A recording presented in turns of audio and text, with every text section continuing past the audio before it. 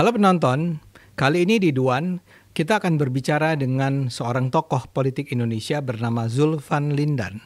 Barangkali Anda sudah kenal nama dia ya. Ya, dia memang dikenal sebagai seorang podcaster, muncul di berbagai program podcast yang terkenal di Indonesia, tapi juga ada sebuah podcast khususnya di Unpacking Indonesia.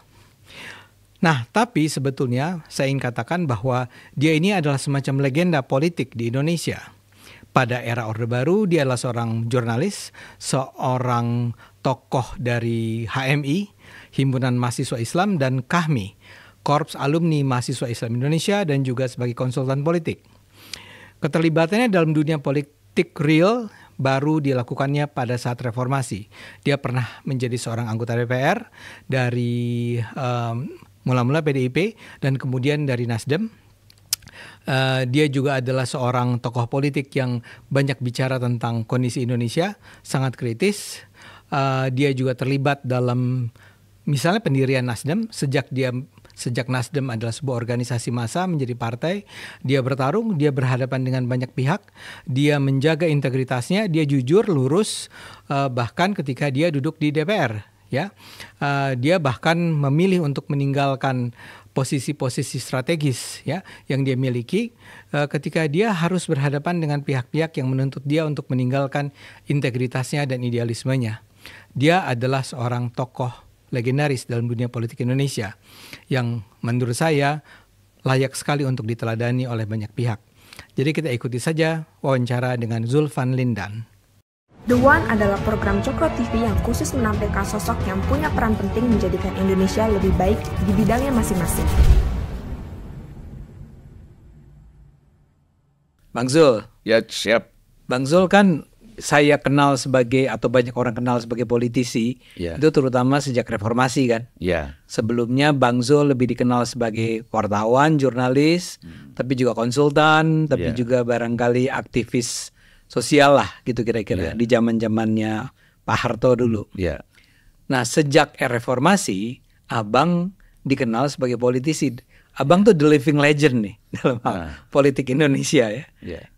Boleh nggak ceritain gimana tuh mulanya Abang kalau nggak salah masuk ke PDIP ya? Ya. Atau sebelum itu udah pernah ke partai lain? Belum pernah. Oke. Belum. Tolong ceritain dong. Ya, jadi begini. Saya masuk PDIP itu kan kita sebelum reformasi itu saya sudah sering ketemu dengan Mas Taufik. Ngobrol-ngobrol. Taufik Kemas ya? Taufik Kemas, suami Ibu Mega, di pom bensinnya itu di SPBU di lapangan Ros. Oh iya, Tebet. Tebet sekarang udah ditutup. Iya. Hampir setiap hari kita ketemu di situ. Kenapa tuh? Gak tahu deh, pokoknya seneng ngobrol aja. Rumahnya dekat atau apa? Enggak, rumahnya kan kebagusan. Oh iya. Dia memang artinya dia memang ya sering di situ. Iya. Jarang di tempat pom bensin yang lain. Tapi kalau Bang saya Zul tanya sama dia, kenapa Mas suka di sini? Bubur ayamnya enak katanya. Oke. Ya. Tapi secara profesional Bang Zul sama Pak Taufik tuh komunikasinya karena sama-sama punya project bareng atau apa gitu? Nggak ada. Betul-betul. Dia kadang-kadang pagi itu kalau mau berangkat, rumah saya kan di Kalibata, dia di sana. Jadi, Zul, aku berangkat dari rumah. Saya perhitungkan nih dia 20 menit udah sampai nih di SPBU kan, di lapangan Ros. Nah, saya tinggal nyusul ketemu. Udah di situ memang udah disiapkan yang namanya bubur ayam. Oke. Kita makan bubur ayam setiap hari di situ. Memang betul-betul enak. Oke. Gitu. Sekarang masih ada nggak ya? Kita perlu coba kayaknya. Ya, kayaknya masih ada lah kalau bubur ayam ya. Dia kalau digusur kan gerobak tinggal pindah aja kan. Oke. Nah, kemudian itu saya masih sebagai konsultan ya. Konsultan beberapa perusahaan bersama kawan saya Roy Maningkas. Dia sudah almarhum sekarang ini, udah meninggal baru bulan lalu. Saya sebenarnya menangani aspek-aspek survei dan politiknya. Kalau bisnisnya di konsultan itu. Ya, dia banyak bagian. Kalau dia bagian marketing dan kemudian urusan-urusan pasar modal lah. Nah, saya survei dan analisis politiknya. Karena waktu itu perusahaan masa Orde Baru itu kan orang mau tahu Ya, bagaimana positioning perusahaan-perusahaan dia di masyarakat, mulai terutama kelas menengah ke atas, karena kan dia mau jual saham, Ya. kan dia harus tahu tingkat kepuasan, kesenangan, ini elektabilitas juga, Ya. survei electability company gitu kan, gimana masyarakat itu mau nggak mereka? kalau mereka ini IPO jual saham, mau nggak mas kelas menengah ini membeli perusahaan mereka. Jadi Yang menganalisisnya tuh Bang Zul. saya Oke. itu dulu kan pakai sangat sederhana, kita pakai FGD kali. enggak pakai telepon, Oh, survei juga sih. survei pakai telepon saya dari rumah, dari kantor pakai telepon, terus saya buat sendiri, rangkum sendiri, kemudian kita presentasi, Oke. ya kan. Nah kita kan kalau sudah dikasih forum untuk ngomong politik kan pasti banyak sekali variasinya kan. Ya kan Bang Zul aktivis HMI dulunya kan. Ketua HMI ya. Ya. Iya. Nah jadi terus kita berjalan sampai 97. Kemudian tahun 97 krisis kan, kita mulai krisis tuh. Semua perusahaan-perusahaan besar kan itu masuk BPPN. Kasus BLBI kan. Iya. Nah, sehingga ada yang BLBI, ada yang memang karena krisis, mereka tidak bisa berkembang, tidak bisa bisnis.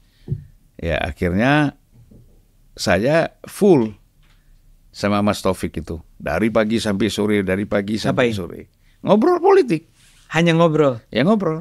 Kadang kita jalan makan kemana, ya kan? Kadang kita Mas Taufik itu kan paling senang kalau masas, terutama kakinya itu, mungkin dia capek ya, Ban cari masas loh. Nah kita biasa dulu paling sering itu tempat bersih sehat. Oh iya. Situ kan, Ya, aman situ kan.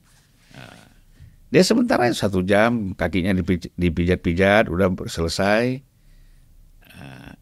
Biasanya yang menemani Mas Taufik masas itu saya dengan Yakub Nur Salim. Siapa itu ya? Yakub Nur Salim itu keponakannya Samsul Nur Salim, Gajah Tunggal. Oh, Gajah Tunggal. Jadi Yakub ini teman saya dekat.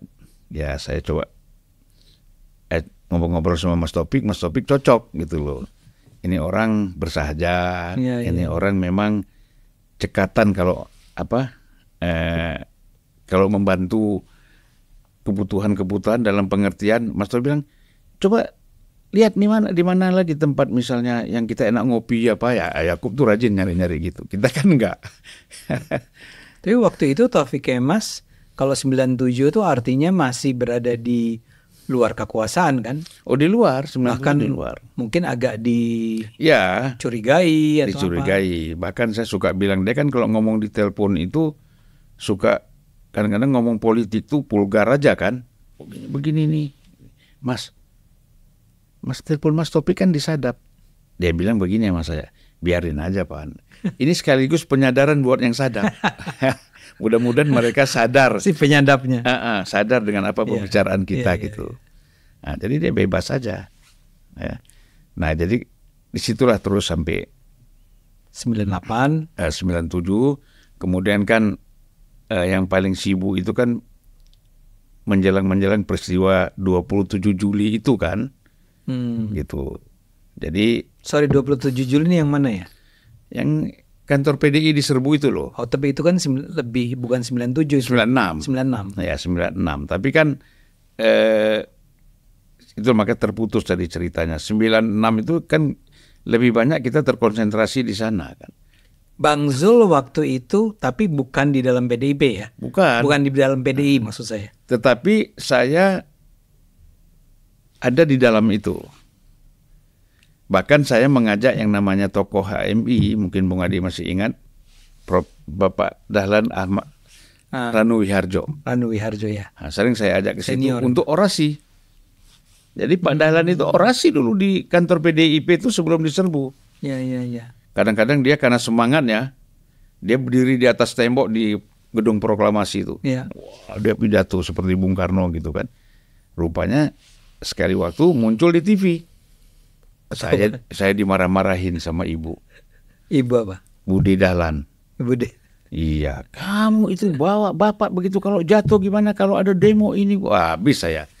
Bu, saya bilang, ini bukan saya yang mau, ini bapak yang semangat gini-gini. Iya, kamu jaga dong. Ya udah, saya nyerah deh, saya bilang. Nah, gitu. Jadi ya, Jadi ikut dalam apa istilah kuda tuli apa itu? ya kuda tuli. Kuda tuli. Nah, pada saat penyerbuan itu saya tidak ada di situ. Karena saya posisi saya di Blok A. Sedang di Blok A. Sedang di Blok A. Ya kan, ada keperluan saya ke Blok A. Tiba-tiba kenapa seluruh Jakarta jalan macet? Gitu. Ada apa ini kan? Jalan macet. Kemudian pertama yang saya telepon itulah Ibu Nelly Adamalik. Oke. Nah, karena saya dapat informasi ini ada penyerbuan kantor PDIP begini, Ponorogo sudah rusuh kan, nggak jauh dari rumah dia di Ponorogo 29. Nah, saya telepon, Ibu gimana? Oh, saya di rumah Zulfan. Ibu tahu ada ini? Iya, Ibu, tapi nggak tahu ada apa ini. Ini Ibu, saya cerita semuanya. Oh ya, udah Ibu jangan keluar rumah deh. Dia karena suka keluar pengajian ke gabung-gabung sama Ibu Hasimning, istrinya Harmoko apa kan? Sudah Kelapa bukan? Bukan, di rumah-rumah. Oh, di rumah. Di Cikini situ. Nah, jadi kalau kita lihat penyerbuan itu kita nggak ada. Nah, kemudian 3 hari setelah penyerbuan itu kan Ibu Mega sama Pak Taufik nggak keluar rumah. Di rumah terus. Ibu Mega tuh diam aja, paling semprot siram-siram bunga karena lumayan besar sih tanahnya di Kebagusan itu ya. Nah, dia siram bunga. Nah, saya kebetulan kan baru, karena konsultan tuh kan baru beli mobil baru. Waktu itu saya beli BMW 520, baru sekali, harganya masih 90 juta Bung Ade. Oke. Ya kan, itu murah ya? Ya, dari waktu itu mahal. Waktu itu mahal karena dolarnya kan masih 2.200. Nah, jadi murah. Nah, habis beli itu kira-kira sebulan, saya datang ke Kebagusan. 3 hari nggak enak nih, saya nggak ketemu Pak Taufik sama Bu Mega kan. Itu biasa ketemu. Saya kan biasa kalau ngantar Mas Taufik ke Kebagusan ketemu Mbak Mega, atau dia ini seru jemput, saya ke Kebagusan ketemu Mas Taufik Mbak Mega kan pagi-pagi gitu. Nah, jadi ketika itu saya bilang sama Mbak Mega dan Mas Taufik, Mas, Mbak Mega, kita ini lawan Soeharto, itu nggak bisa pakai politik semata, saya bilang. Juga nggak bisa juga kita ngotot pakai dengkul. Kata Mbak Mega, maksud kamu apa? Ini kan Mbak Mega tuh kalau kita ke dapurnya, ruang makannya, terus keluar tuh ada kolam kecil, kolam renang. Kecil lah. Gitu. Saya bilang begini, Mbak. Kalau bisa minggu depan, setiap malam Jumat, lalu kalau perlu setiap malam, kita yasinan di sini. Nah, kita tambah dengan satu doa Nabi Khidir. Gitu kan. Doa yang kita, supaya kita jangan marah-marah lah gitu.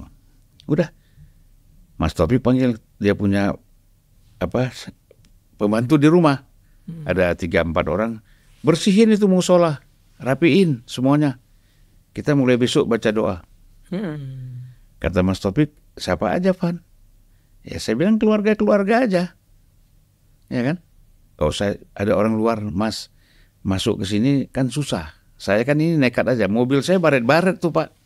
Baru beli mobil saya baret. Karena kan masuk Kebagusan itu hanya bisa satu mobil. Kemudian pagarnya itu kan dari pagar bonsai itu. Jadi bayonetnya kan keluar itu.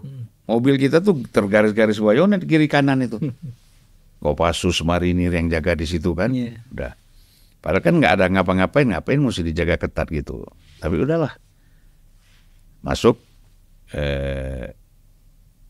Hasil pembicaraan itu setuju bahwa kita baca Yasin dan doa di situ. Nah, sebulan pertama nambah 1-2, datanglah. Mulai mereka dengar nih, oh ternyata di rumah ada acara pengajian nih. Seminggu sekali. Yasinan. Pertama seminggu sekali, lama-lama kan tiap malam. Oh, oke. Tiap malam karena Roy Bebe Yanis datang, ada yang siapa Kwi Kian-gi, Oke. Sekjen PDIP waktu Mas Cipto yang Ya. mulai berani datang lah. Nah sampai Mbak Mega bilang, Julvan, bagaimana nih Pak Kwik mau ikut baca doa sama kita, tapi kan dia Non-Muslim. non-Muslim. Saya bilang nggak apa-apa Bu, ya kan, mendengar dan ikut berdoa tuh nggak apa-apa. Yang bahaya buat dia kalau dia syahadat, bukan buat kita. Kita senang kalau dia syahadat, tapi kalau dia syahadat kan dia berarti keluar dari Mualaf deh. mualaf dia, gitu. Oh gitu, ya udah. Akhirnya rame. Ya, HMI juga datang nih. Gak ada. Oh, nggak ada. Gak ada HMI, cuma saya sendiri. Ini betul-betul grupnya Grup ini PDI. nasionalis lah, PDI, GMN ini nggak ada HMI sama sekali. Jadi kecuali itu saya. cuma tahlilan atau juga ada diskusinya? Nggak ada pertama itu. Oh. Pertama baca doa, habis itu selesai baca doa selesai. Iya. Ya kan, habis baca doa kita. Nah lama-lama karena banyak yang datang, Mas Taufik bikin tenda. Ya kan, bikin tenda di halamannya itu. Ya. Karena udah banyak yang datang. Antara lain saya mengajak Arifin Panegoro Oke. untuk datang. Ya.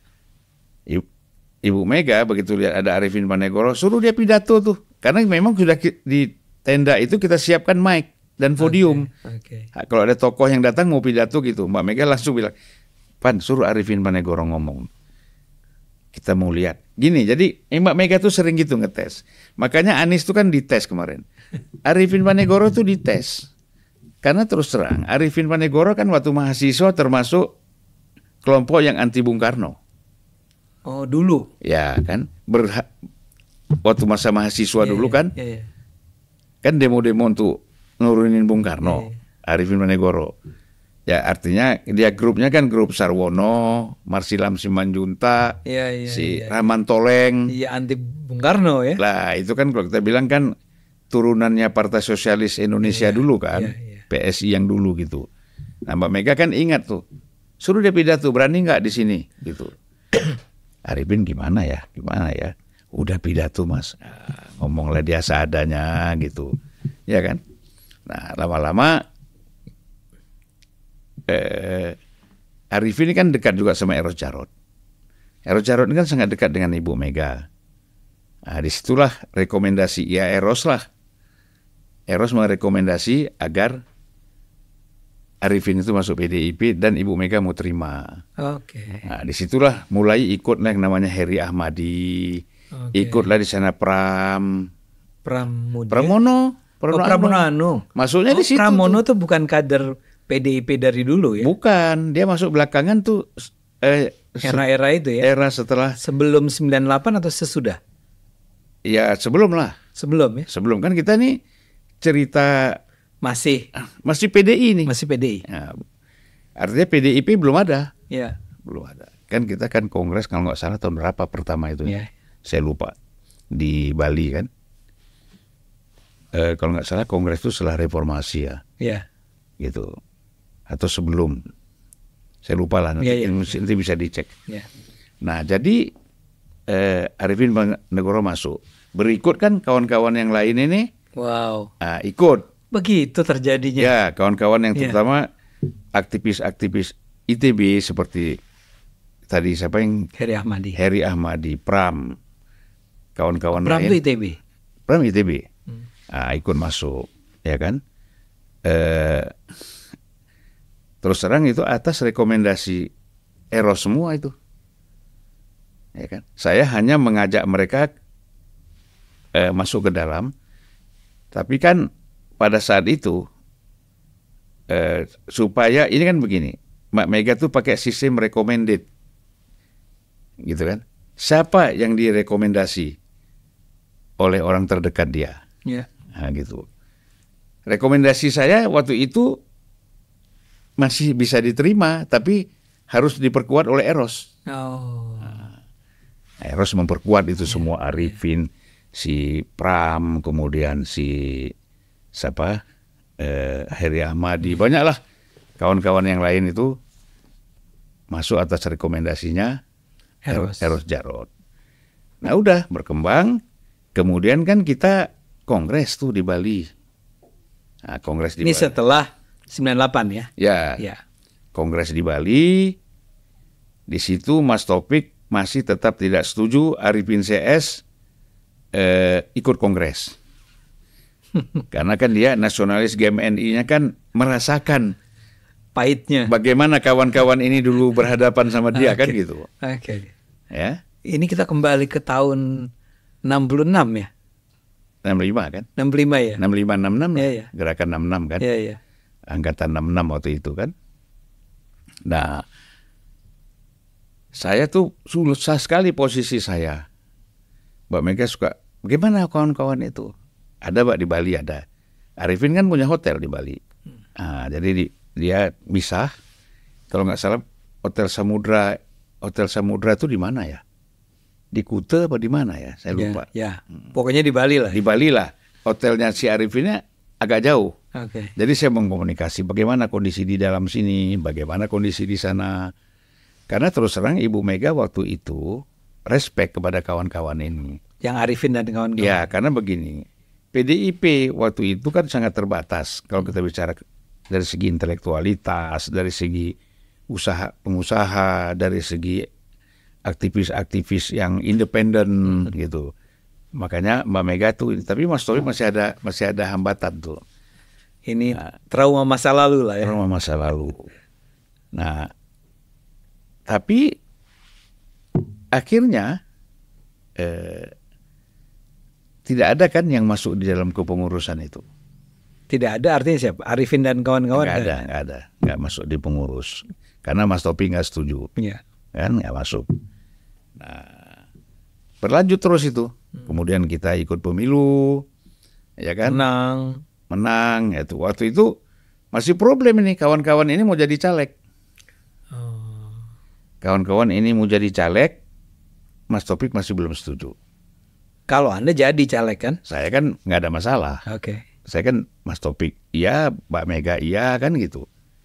Kita nggak ada problem kan. Maju di Aceh? Saya maju di Aceh. Nah, nanti saya cerita mengapa saya masuk PDIP. Iya. Jadi, walaupun saya sudah sering di Kebagusan tempat Mbak Mega, ngobrol sama Mbak Mega, ngobrol sama Mas Taufik, saya sama sekali tidak ada interest untuk ikut di partai politik. Semula nih ya. Semula nggak ada, ya kan? Saya bilang nggak usah lah. Saya pokoknya berkawan sama Mbak Mega, sama Mas Taufik, saya nggak usah di partai. Udah gitu kan. Dulu kan ingat ada tokoh Ciganjur. Gus Dur. Tokoh Ciganjur kan Sultan, Gus Dur, Amin Rais, Mega kan berempat. Ya. Kan pertemuannya tuh suka jam 3 pagi. Ini buat penonton yang nggak ngikuti, ini awal-awal reformasi tuh. Ya. Yang namanya Ciganjur itu kuat sekali ya. Kuat. Pengaruhnya luar biasa. Ya, pengaruhnya luar biasa. Tokohnya itu adalah Gus Dur, Sultan, Amin Rais, dan Ibu Mega. Ya kan? Dan pertemuannya di rumah Gus Dur di Ciganjur. Ya. Nah, saya datang duluan. Ya kan? Datang duluan, memang saya sering juga waktu itu di rumah Gus Dur.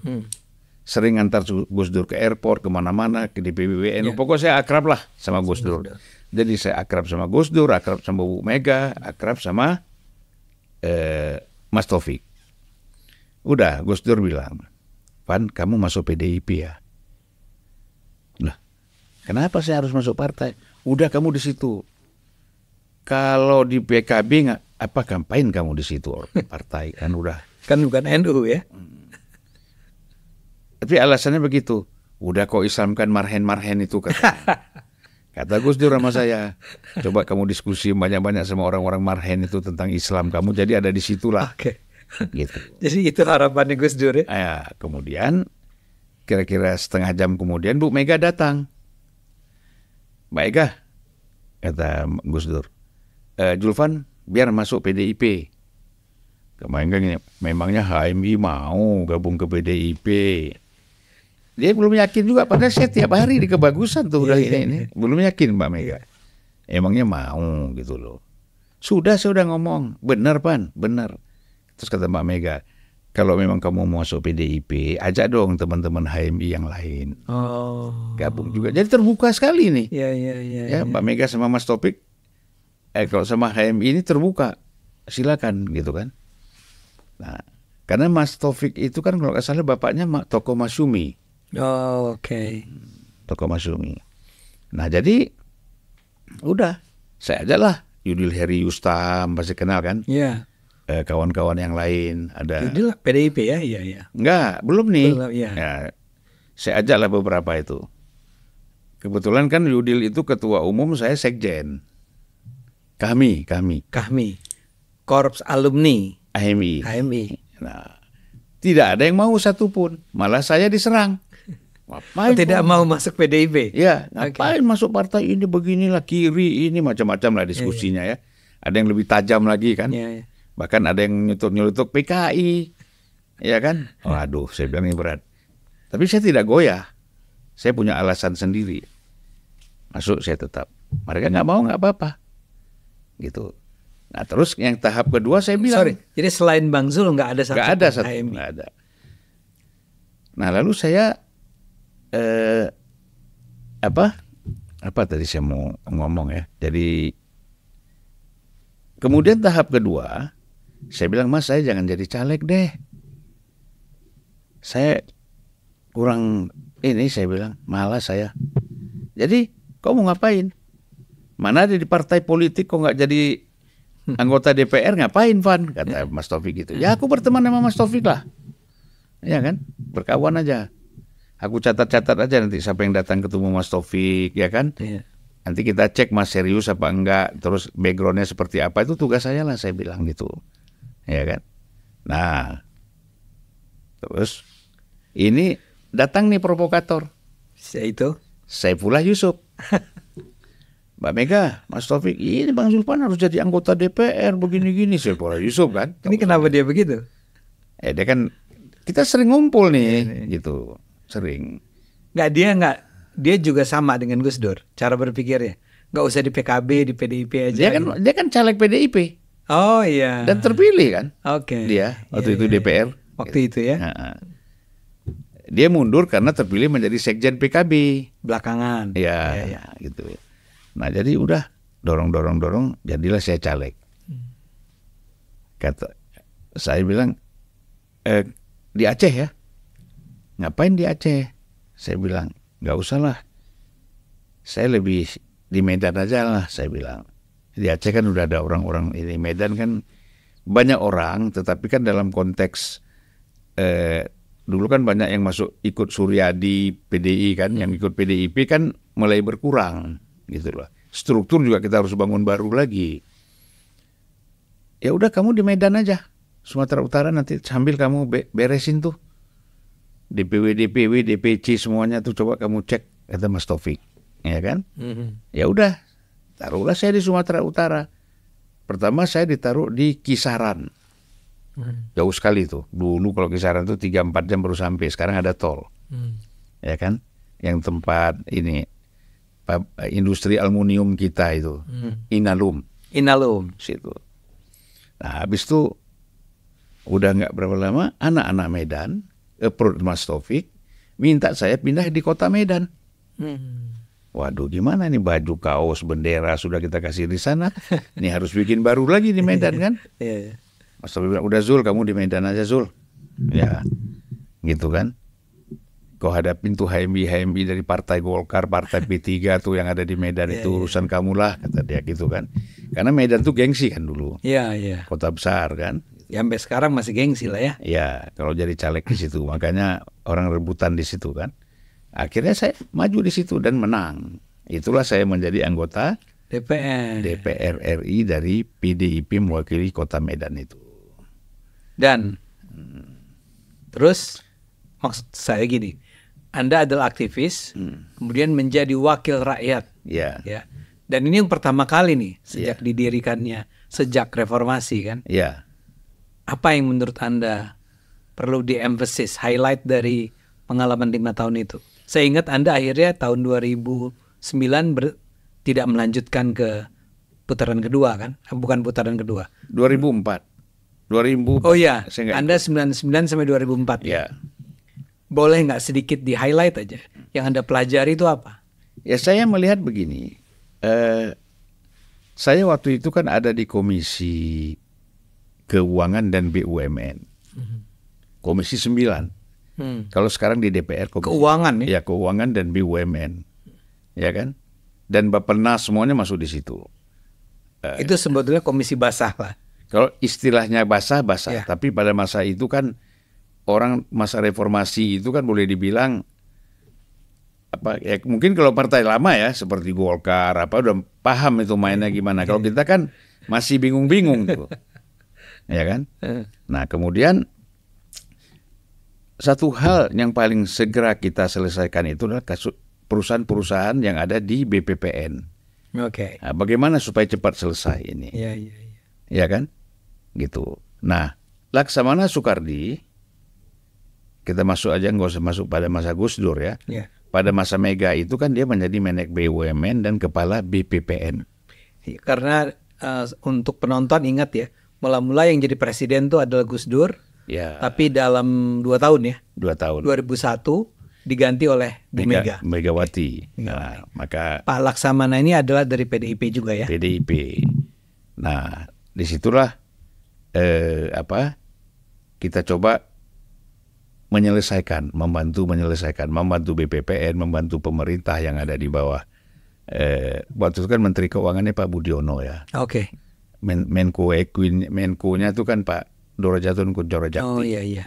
Nah, jadi kita enak sebenarnya. Saya sering ke kantor Pak Budiono tuh ngobrol bagaimana menyelesaikan persoalan-persoalan ini. Jangan sampai kalau dia datang ke DPR tuh malah ribut, gitu kan?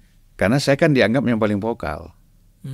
Waktu itu dianggap kalau udah Julfan sudah bisa kita ajak ngobrol yang enak, itu berarti di dalam gak ribut. Di dalam tidak ada keributan gitu dalam DPR. Itu mungkin Ibu juga selalu bilang, Van, bantulah. Saya bantu, saya bilang nggak ada masalah. Nah, di tengah jalan baru 6 bulan Ibu Mega itu menjadi presiden, saya dipindahkan ke Komisi 1. Komunikasi pertahanan gitu ya. Ya. Iya. Dulu TNI, Polri itu semua di situ. Ya kan di Komisi 1 dulu. Sekarang aja dipisah-pisah. Iya. Nah, Ibu Mega yang nggak dikasih tahu saya dipindah. Yang memindahkan adalah Fraksi PDIP. Ya, waktu itu ketuanya kan Roy Bebe Yanis. Waktu saya mendengar saya dipindah, saya datang ke Ibu. Karena Sabtu Minggu Ibu tuh Bu Mega biasa nyiram bunga di Cilengsi atau apa di atas. Di daerah Cilengsi sana. Cibinong ke sana kan? Ya, sebelum Cibinong. Saya datang, Mbak Mega, kenapa saya dipindahkan dari Komisi 9 ke Komisi 1? Oh ya, saya nggak tahu, kata Ibu. Coba tanya si Uda itu maksudnya Mas Taufik. Saya temuin Mas Taufik. Nah, Mas Taufik cuma bilang gini, Ma, kan Julfan orang politik, cocoklah di Komisi 1. Saya bilang, Mas, saya di komisi apapun nggak masalah. Tapi saya perlu klarifikasi, apa saya dituduh korupsi nih di Komisi 9? Okay. Saya nggak mau kalau alasannya dianggap saya main duit di Komisi 9 ini. Kalaupun main duit, buktikan siapa yang kita peres, apa yang kita ini. Yeah. Saya bilang begitu. Gitu. Oh enggak, bukan gitu, Van, kata Mas Taufik. Udah, tapi saya tahu latennya gara-gara itu. Gara-gara apa? Jadi gini, kawan-kawan ini merasa di Komisi 9 ini, kan waktu itu yang di Komisi 9 itu saya, Melono Suwondo, ya kan, kemudian siapa lagi tuh kawan-kawan kita, PDIP lah ya. PDIP lah, ya. Ini kan kita sebenarnya dapat tugas bagaimana menyelesaikan kan tim Komisi 9 ada kita 13 orang untuk menyelesaikan itu. Kemudian kita semua yang lama-lama ini keluar, dipindahin. Jadi bukan cuma Anda? Bukan, saya ke Komisi 1, ada yang Komisi 2, Komisi 3, Komisi 5, dipindahin semua. Masuklah grup baru yang direkomendasi. Grup itulah yang semuanya masuk penjara gara-gara travel check-nya sih. Ini perempuan itu? Ya, siapa namanya? Mirana Gultom. Mirana Gultom. Termasuk di situ ada Pandana Baban masuk juga kan. Karena dia sekretaris fraksi waktu itu. Nah, jadi saya bersyukur dipindah itu. Ya kan? Tapi mungkin nggak Anda dipindah karena Anda dan kawan-kawan yang dipindah itu dikhawatirkan tidak akan mau bekerja sama. Ya sebenarnya begini, banyak partner-partner kita di Komisi 9 itu kan mengeluh. Karena hal-hal yang tidak visible pasti kita tolak. Misalnya waktu itu Direktur Bank Mandiri ingin membuat sistem komputerisasi di Bank Mandiri. Ya kan? Kita bilang coba bikinkan, biayanya berapa. Nah kita kan tanya kenapa biayanya terlalu besar. Gitu loh. Ya. Juga yang lain-lain kan. Gitu. Ya mungkin mereka ngadulah ke fraksi PDIP kan. Ada kita nih dipersulit. Kok kita ini agak susah nih. Ya. Ya kan? Agak susah. Karena sampai pada tahap salah seorang presiden direktur di Bank Mandiri pada masa itu mengajak saya kolaborasi. Sayang dia udah meninggal. Dia ngundang saya ke private room, ya kan? Dia undang saya. Saya pikir mau ngapain? Bang, ini begini bang. Mandiri ini kan yang minjam uang banyak banget di Mandiri ini. Nanti yang minjam 500 miliar ke atas, kalau tidak ada paraf Bang Julpan nggak saya kasih. Jadi saya akan keluarkan itu kalau ada paraf Bang Julpan. Karena dia memang ketakutan sama saya. Gitu. Jadi ini istilah suap lah gitu kan. Loh saya bilang kenapa begitu? Ya nanti begini bang. Mungkin praktek itu saya nggak tahu masih jalan nggak sekarang ya. Gitu loh. Gini bang. Nanti kita ambil di depan 10%. 500 miliar ambil 10% berapa tuh? 50. Bagi 2. Abang 5%, saya 5%. Ini demi Allah dia tawarin begitu. Ya kan? Gitu. Kalau saya bohong ini, udahlah dikutuk Tuhan saya. Saya percaya. Iya, benar. Iya. Saya bilang, kamu ini bajingan kamu, saya bilang. Ngajak saya main-main begini. Kurang ajar kamu, saya bilang. Saya maki-maki situ kan. Itulah mungkin dia ketakutan itu, segala macam bermainlah. Biasa kan? Itu pada saat Anda masih di Komisi 9. Komisi 9. Habis itu Anda dipindahkan. Dipindahkan, nggak ada masalah buat saya. Karena saya happy aja sih. Di DPR tuh mau komisi berapa aja. Kita nggak pernah rebut-rebutan. Tapi kembali supaya ceritanya lengkap nih. Jadi begitu Anda sama teman-teman itu keluar, terjadilah kasus Mirana Gultom. Mirana Gultom itu travel check apa ya? Travel check nggak tahu lah saya. Pokoknya kan agar dia bisa menjadi deputi BI. Bukan deputi, Wakil BI. Wakil Gubernur BI. Wakil Gubernur BI. Itu kan pada masuk semua tuh. Ya kan? Itu. Jadi memang ditunjukkan. Jadi mereka mungkin lapor ke Bu Mega, ke Pak Taufik kita yang main uang, nggak tahu. Bu Mega lihat sendiri, oh kalian ternyata orang-orang ini aman aja, nggak ada masalah kok. Oke. Gitu. Nah itu yang menyebabkan Anda tidak maju di pemilihan 2004. Enggak, kalau itu kan saya lihat gejalanya sudah mulai PDIP, bukan PDIP ya, orang-orang yang dipercaya oleh Ibu Mega di dalam kabinet, tidak banyak sih, 1 orang aja, ini mulai mengambil langkah-langkah mengambil untung sendiri, walaupun tidak bisa dibuktikan. Apa itu? Ya, misalnya kasus kita jual Indosat, saya udah bilang sama Bu Mega, Mbak, jangan Mbak, kenapa kita jual ini gini? Iya, saya nggak setuju Julvan. Itu. Ini jual keluar ya? Ya jual ke Singapura kan. Nah, akhirnya dijual kan dengan harga nggak salah saya 3 triliun atau berapa. Yang adalah sangat rendah. Sekarang harganya ratusan triliun barangkali. Yang Pak Jokowi bilang 2014 kita akan beli kembali itu Indosat. Nggak bisa. Sampai sekarang nggak bisa. Di samping nggak mungkin kemahalan dan orangnya nggak mau jual juga. Dia tahu nih untung. Daging. Ya kan. Nah kemudian waktu itu Antoni Salim tuh punya 200-an ribu hektar sawit, CPU-nya kan di Sumatera di mana-mana. Saya bilang juga sama ibu, jangan dijual, ambil oleh milik pemerintah. Masukin ke BUMN kita kuat. Kenapa kita mesti jual? Iya. Saya nggak tahu gimana akhirnya dijual. Dijual juga. BCA juga begitu. Kita minta ini supaya di take over oleh pemerintah aja, jangan dijual ke pihak lain gitu loh. Tapi kan semua jebol. Semuanya kan kita jual. Rizal Ramli juga berteriak-teriak kan. Sampai waktu itu ada demo ke Komisi 1 DPR untuk tidak menolak penjualan Indosat. Ya kan? Termasuk Panglima TNI waktu itu juga tidak setuju. Endiartono. Ya kan? Nggak setuju juga. Tapi ya sudah. Ya kan? Ibu juga tidak mengambil sikap. Akhirnya terjual kan semuanya.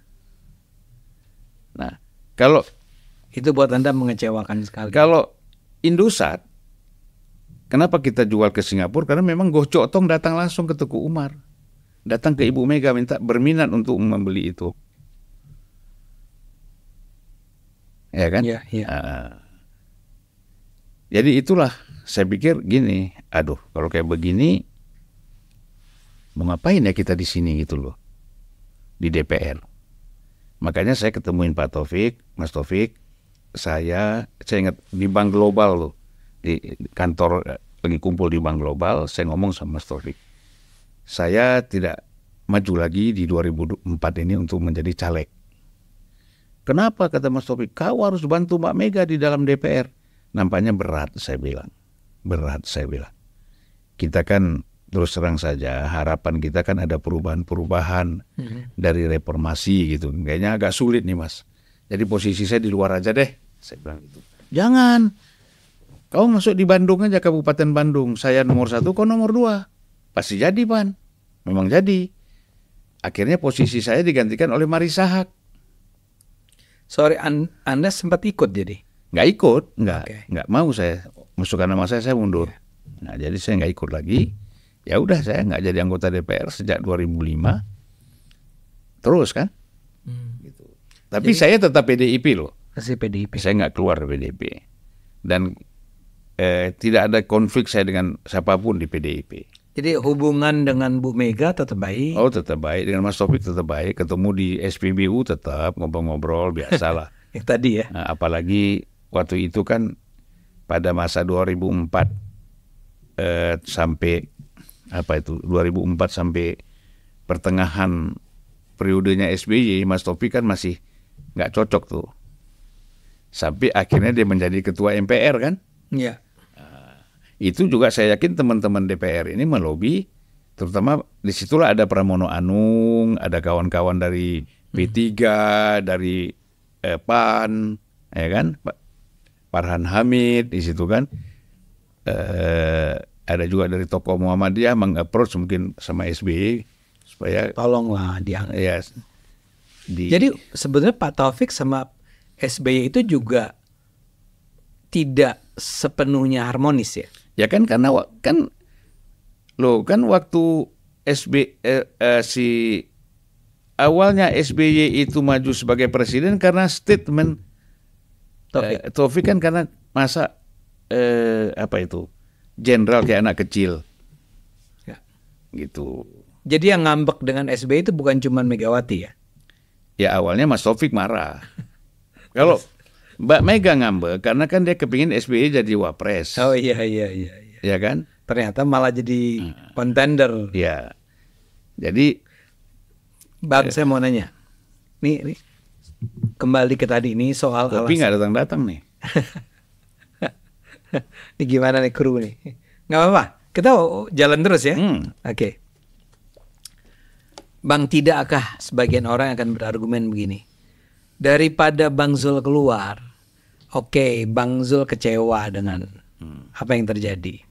Tapi kan tidakkah lebih baik daripada keluar, tetap berada di DPR, sehingga bisa membawa perbaikan? Nggak bisa Mas, arusnya itu terlalu besar. Arusnya terlalu besar. Nah kita menghadapi arus besar itu pasti kita tergilas. Anda nggak mau lah ya? Ya nggak usah lah, saya pikir udahlah. Ya kan? Gitu. Daripada tergilas kita ada di luar aja. Di luar aja. Oke. Nah sekarang sejak 2004 itu, jadi Anda hanya menjadi pengurus di PDIP. Bukan, enggak. Bahkan tidak. Anggota aja. Anggota saja. Lalu apa yang menyebabkan Anda kemudian ujung-ujungnya ada di Nasdem? Ya, kalau di Nasdem itu kan begini. Saya 2005 itu punya majalah Adil. Ya, modelnya seperti majalah mingguan Tempo lah. Jadi Anda keluar dari DPR bikin majalah. 2005 itu. Ya. Ya kan? Biayanya dari mana? Saya jual beli saham aja di pasar modal. Oke. Ya kan? Begitu naik jual, beli lagi yang ini, naik lagi jual. Jadi rotasi Main saham lah ya. Main saham itulah yang membiayai kita. Nah, jadi sampai sekarang masih. Sekarang masih takut-takut, Mas. Oke, sorry, Ya. agak dipotong sedikit. Balik. Nah, jadi apa tadi cerita kalau jadi lupa saya. 2005 Anda jadi Adil. Ya, Anda bikin majalah Adil. Bikin majalah Adil, kemudian nah majalah ini rupanya disenangi banyak orang. Ya. Salah satu yang suka dengan majalah ini adalah Bang Surya Paloh. Oh. Dia kan suka yang inovatif. Iya, kan? iya. Dia pikir kok ada orang gila gini pula bikin majalah gini kan gitu. Dan kemudian waktu itu dia udah di media Indonesia gitu ya? oh sudah. Sudah. Ini kan cerita tahun 2006. Media Indonesia kan tahun 80-an, Mas. Oke. Iya kan? Setelah di beredar prioritas pertama, kemudian bikin lagi Media Indonesia kan, gitu. Itu 90-an. Enggak, 80-an juga. Kan beli apa itu namanya? Siup orang. Oh, Media Indonesia udah lama. Iya. Tapi kan versi Bang Surya itu yang dia bikin berwarna, cetak warna itu kan, ya mungkin 90-an itu ya. Nah, jadi kalau kita lihat di situ, terus Bang Surya bilang, aku beli aja majalah kau, katanya. Saya bilang, Bang jangan, ini kan majalah saya satu-satunya nih. Tapi setelah 2 tahun ya, 2 tahun dia pelajari, bagus juga nih majalah gitu kan. Gitu. Akhirnya saya sering ketemu dia. Karena itu. Nah, karena itu ngobrol, cerita, ya kan. Macam-macam lah soal politik. Posisi dia itu kan waktu itu sebagai Ketua Dewan Penasehat Golkar. Ini belum Nasdem ya? Belum. Ya. Nah, terus Bang Surya ini kalau dia sudah dekat sama orang, dia cepat sekali katakanlah mendukung. Itu Bang Surya tipenya gitu. Jadi saya pas 2008 ditawari, Bang Surya bilang kau jadi dubes sajalah. Ya kan? Dia sepowerful itu waktu itu. Ya kan ada JK kan teman dia. Oke. Ya kan? Nih Golkar nih ya. Golkar. Biar nanti aku ngomong sama JK, kalau perlu aku ngomong sama SBY. Kata dia gitu kan. Aduh nggak usah deh Bang, saya udah gini aja kita tiap hari Bang enak. Abang nggak mau juga jadi dubes. Abang nggak mau jadi dubes. Bang Surya? Anda, Bang nggak mau, saya tolak. Itu ngomongnya di Hotel Saripan Pasifik itu. Boleh tahu kenapa menolak? Ya gini, kita kan masih energik Mas. Ya, dalam diri kita ini masih ada semangat berpolitik itu masih tinggi. Oke. Ya kan kalau jadi dubes ini kan rutinitas. Kemudian pekerjaan tidak setiap hari ada pekerjaan. Ya mungkin kalau diundang acara-acara resmi kenegaraan itu gila. Mau pulang ke Indonesia sering-sering dimarahi Menlu, dimarahi presiden ya kan dalam bayangan saya. Nggak boleh ngomong juga. Ya apalagi saya kan pernah jadi Komisi 1.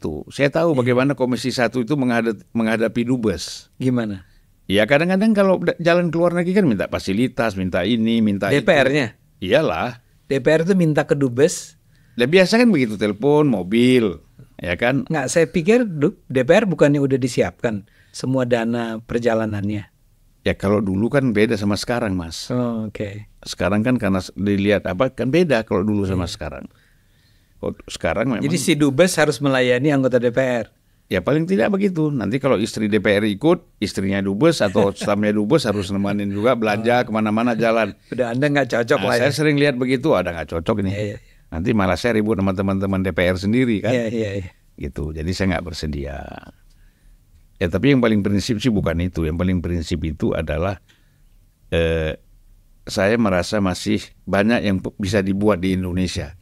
Karena kata orang kan dubes itu buangan. gitu kan. Oh. Nah, saya merasa bahwa saya masih Belum buangan. iya, masih banyak yang saya bisa lakukan di sini. Berjalan, Bang Surya 2009 mengatakan saya mau maju Golkar, ketua umum Golkar. Ya, diskusilah kita kan dengan beberapa teman sih, termasuk Jeffrey Giovanni, Victor Leskodat, apa kan. Tapi kan mereka ini waktu bertemu dengan Bang Surya itu terbatas. Karena Bang Surya itu disiplin. Dia jam 8, jam 9 udah keluar rumah tuh. Nah kawan-kawan ini kan karena begadang tidurnya apa, ketemunya sore. Jadi kalau mau ketemu pagi sampai sore itu sama saya. Oke. Karena kita habis subuh nggak tidur lagi. Ya kan nggak pernah begadang sampai subuh kan gitu. Jadi selalu kita berdua ngobrol. Nanti kalau udah selesai di Saripan Pasifik, baru ke kantor. Nggak ada Nasdem, nggak ada ormas waktu itu. Ya ke kantor dia lah, kantor media lah. Di situ kan, atau ke Metro. Kita ngobrol. Metro TV. Jadi berjalan, Bang Surya maju sebagai ketua umum Golkar. Iya kan? 2009 ya? 2010. 2010. Tapi kan perencanaannya kan 2009. Setiap hari kita ngobrol di situ. Sambil dia memimpin sebagai ketua Dewan Penasihat Golkar. Nah, awalnya kan Kongres Golkar ini akan dilaksanakan di Makassar. Gitu. Kongres untuk memilih ya? Iya, untuk mengganti Yusuf Kala. Oke. Nah, kan? Untuk mengganti Yusuf Kala maka dibikinlah di Makassar. Ya, Bang Surya waktu itu sudah pertimbangkan pasti dia menang mutlak kalau di Makassar. Satu, kampungnya JK. Kedua, kita tahu sendiri kekuatan dia di Sulawesi itu luar biasa. Oke. Kan? FKPPI-nya kuat di sana. Makanya ada Yasin Limpo, ada macam-macam orang itu di sana. Ya kan? Kuat. Nah, tiba-tiba nggak tahu pleno Golkar yang dipimpin oleh Yusuf Kala juga berubah jadi di Riau, Pekanbaru. Di Pekanbaru itu basisnya Abu Rizal kan? Oh. Gitu. Itu yang memutuskan bukan Yusuf Kala sendiri? Bukan pleno kan?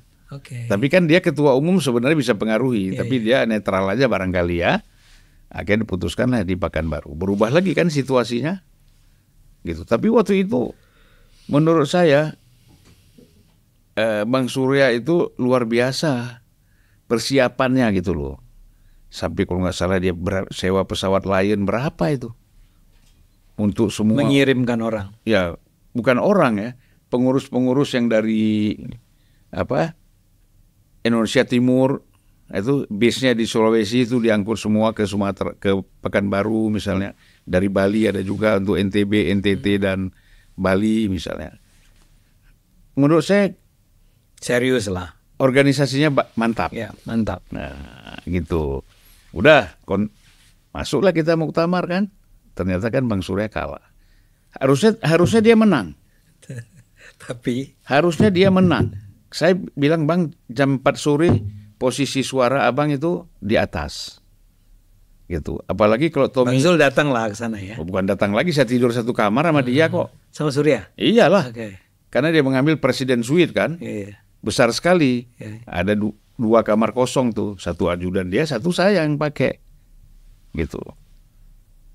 Jadi kalau saya mendampingi, kalau dia terima ada tamu datang kita dampingi gitu. Nah, jadi kalau kita lihat di sini bahwa dia terpilih sebenarnya. Seharusnya. Nah, saya nggak tahu ya, ini feeling saya ya, feeling kan, namanya feeling kan. Begitu pukul 4 sore diketahui mungkin Bang Surya ini akan terpilih, SBY kan takut sama Surya Paloh. Ya kan? Takut lah. Gitu. Akhirnya saya lihat jam 4 sore datanglah Luhut Panjaitan. Datang lagi Samsir Siregar, Kepala BIN. Datang lagi Jaksa Agung. Datang lagi Kapolri. Ada Panglima TNI, semua kumpul di sana. Ya kan? Gitu loh. Gerilya ini bagaimana supaya Surya Paloh nggak terpilih. Ya kan? Ya, Anda kan tahu sendiri. Kalau udah petinggi-petinggi ini yang bilang harus milih ke Ical, siapa yang berani lawan? Bergeserlah suara itu ke Ical. Nah, kemudian dirasakan juga kalau sore itu juga dilaksanakan keputusan pemilihan, Bang Surya masih unggul. Si Fadel Muhammad yang mimpin sidang, Pak Fadel Muhammad mimpin sidang, maka dia skor sidang itu sampai nanti habis maghrib. Habis makan segala macam supaya ada konsolidasi lagi. Isoma dulu lah ya. Nah, disitulah Bang Surya sudah kita rasakan pasti kalah. Gitu. Begitu Anda lihat ditunda sampai sesudah Isya kali ya. Nah, ya udah. Udah selesai. Ini akan lobby semua jalan segala macam. Kalah dia. Kalau nggak salah 27 suara atau apa. Besar juga ya. Ya. Tadinya dia unggul. Oke. Nah, itulah saya kira ya memang ya Golkar seperti itu, nggak bisa disalahkan juga. Ya. Ya kan? Kalah lah dia. Nah, kalah dia. Golkar kan memang begitu polanya, ya kan? Begitu. Mungkin partai lain juga begitu. Sekira enggak. Oke. Kayak kalau Golkar ini kan gini, ketua DPD provinsi, DPD tingkat 1, tingkat 2, ya kan, DPD 2-nya. Itu kan banyak birokrasi. Ya kan, banyak birokrat. Kalau partai lain kan memang orang politik, susah kan diintervensi. Bisa tapi agak sulit. Kalau ini gampang aja. Ya melalui orang-orang tadi. Ya. Enggak, orang itu nggak usah kerja, cuma datang aja lihat-lihat udah selesai itu. Ya enggak? Oke. Itulah akhirnya Surya Paloh tidak terpilih menjadi ketua umum Golkar, lalu dia membuat Ormas Nasdem. Ormas ya. Ormas Nasdem. Bukan partai ya. Ya, Ormas namanya Ormas Nasional Demokrat. Nggak ada Nasdem waktu itu. Dan tidak disingkat Ormas Nasional Demokrat. Itu ada Anda, ada siapa lagi waktu itu? Jeffrey Giovanni, Victor Leskodat, Ferry Mursi dan Baldan, itulah ya, aktivis-aktivisnya. Kalau Anies Baswedan itu hanya sekedar Anies itu hanya deklarator, membacakan deklarasi. Iya. Ya kan? Ya Anies kan memang suka gitu dia, ya kan? Kayak gitu-gitu dia jago. Jago lah, pidato apa gitu kan, bumbu-bumbu dikit ya kan. Iya. Tapi kan dia baca itu apa yang sudah diputuskan. Iya. Ormas ini berjalan, ya luar biasa menurut saya belum pernah lihat ada organisasi deklarasinya sehebat ini. Ya. Saya ingat. Kolosal. Ya. Memang Bang Surya kalau soal gitu-gitu dia jago perfect.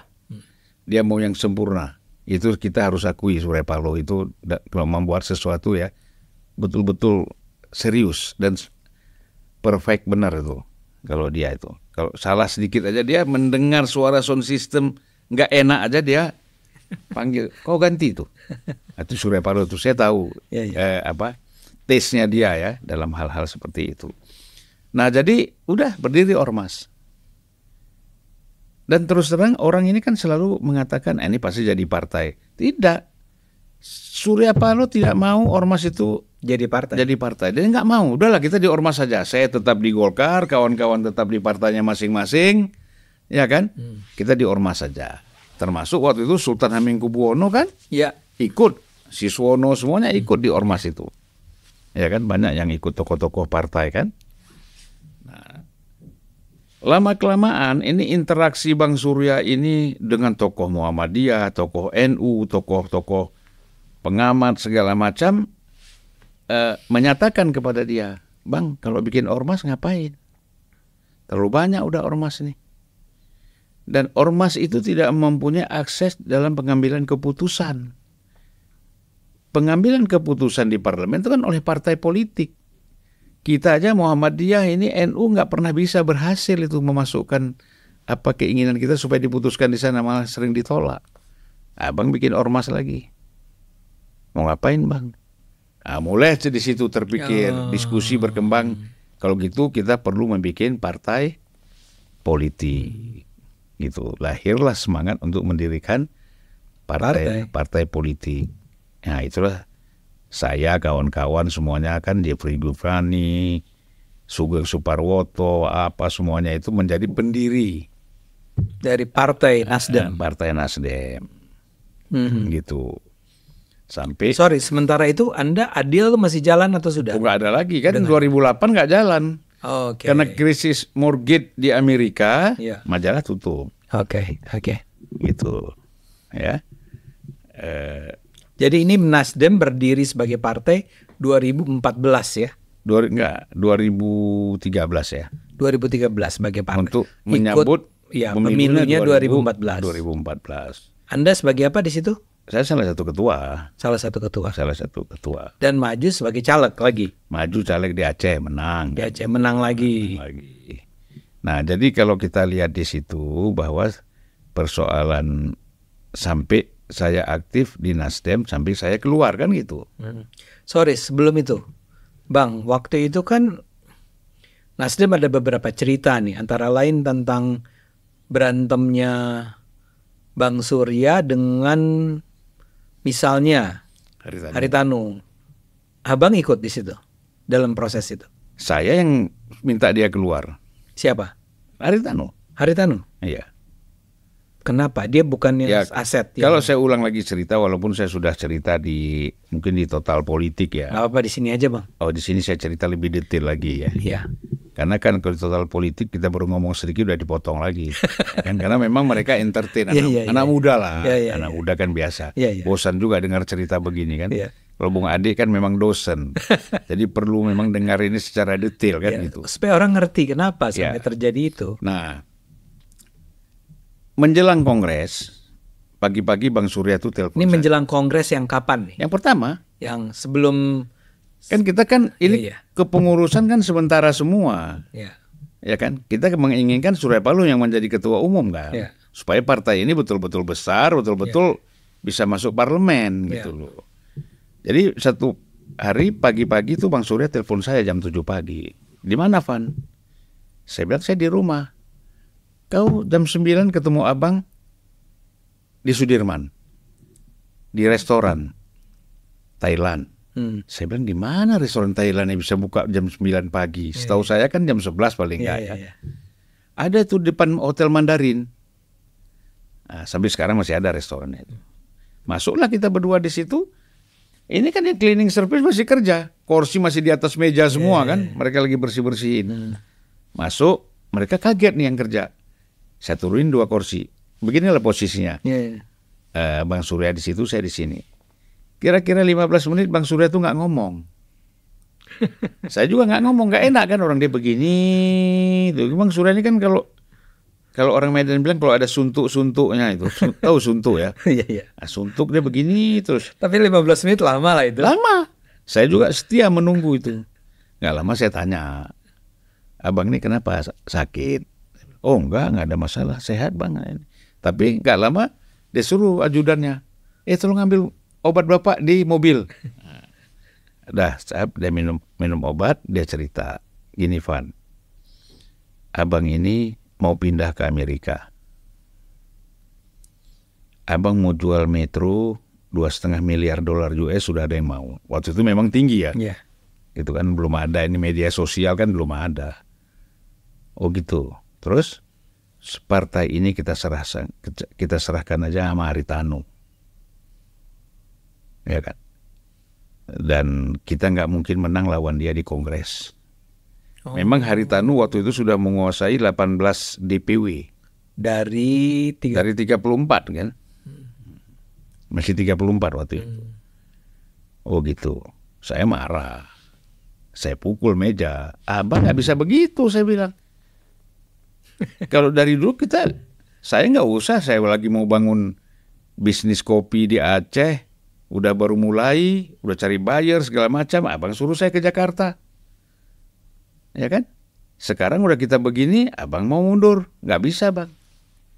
Jadi apa yang kita harus lakukan? Gampang saya bilang. Abang putuskan aja saya existing ketua umum. Bagaimana caranya? Dia bilang, udahlah. Abang mau bikin surat pakai tangan boleh. Yang penting kalau abang ngomong kan semua orang dengar. Kumpullah waktu beberapa orang ketua DPP kan. Bang Surya bisa ngomong. Dengar aja pengarahan Zulfan. Ya kan? Nah, jadi saya bilang 2 hari lagi bikin pleno. Lengkap. Undang Haritanu suruh presentasi. Yang selama ini dia presentasi soal, dia kan diberikan oleh Bang Surya tanggung jawab untuk Bapilu. Ya kan? Tanggung jawab dia tuh. Nah, suruh dia presentasi. Udah. Kan nggak ada yang tahu ini. Ya. Ya kan, yang tahu cerita ini cuma saya sama Surya Paloh. Yang lain nggak ada yang tahu. Apa ini pleno untuk apa, nggak ada yang tahu. Ya kan? Nah, kemudian undang pleno. Mereka semuanya masih ngomong normal kan? Gitu. Bang Surya juga udah baca, banyak kawan-kawan itu juga kakinya sebelah ke sana, sebelah ke sini gitu. Gitu. Mungkin dia lihat tidak banyak orang seperti saya. Ada beberapa orang mungkin kakinya tetap ke Surya Paloh. Tapi banyak juga yang udah main dua kaki kan gitu. Ya karena wajar aja main dua kaki. Kan ada dua matahari nih. Ya. Ya kan? Kalau lagi itu memang Haritanu naik terus popularitas atau daya tariknya di dalam Nasdem. Iya. Gitu loh. Karena kan orang harapannya besar. Dia nggak tahu padahal uangnya si Surya Paloh lebih besar dari Haritanu. Tapi kan yang expose itu kan Haritanu kan. Ya. Di mana-mana kan wah ada foto dia kan di TV segala macam. TV kan. dia ada 3, 4. Iya.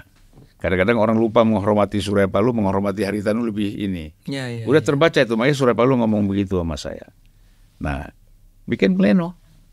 Suruh Haritanu presentasi. Ya kan, presentasi bla bla bla bla dari A sampai Z soal pemilu inilah itu semuanya. Saya udah diam aja, saya nggak mau dengar lagi itu. Tapi yang lain nggak ngerti kan respon ini.